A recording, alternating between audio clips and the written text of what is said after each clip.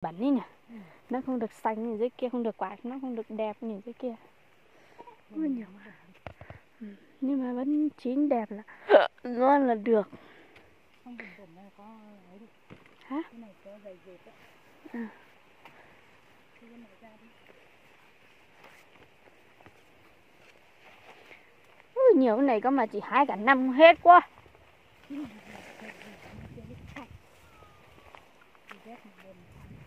Hai lần, 3 lần. Thôi hái đi, chị đi không kịp.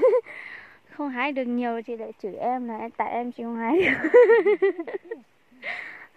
Đi bên trong kia đi nhiều lắm đấy, đi xe đi bên này. Em đi trong này, em đi hái trong này. Ui. Wow, bla bla bla bla bla. Nhiều quá đi đây. Thật sự là hôm nay mình sẽ cháy nắng đây mọi người ơi. Mặt mình đỏ hết rồi. Đây. Đi lên đi. Không biết bao giờ cho đủ. Nhưng mà có cái này là được rồi. Đỡ hơn rồi. Chắc là ai cũng thích cái vần quang này của chị thật. Em thích lắm ấy, chỉ có một cây thôi chắc em cũng thích. Nhiều lắm luôn nha.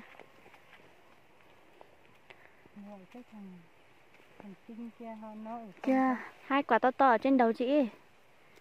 Đây. Hả? Hôm qua nó đi về trường Khương rồi. hôm qua nó đi mua quanh. Vâng.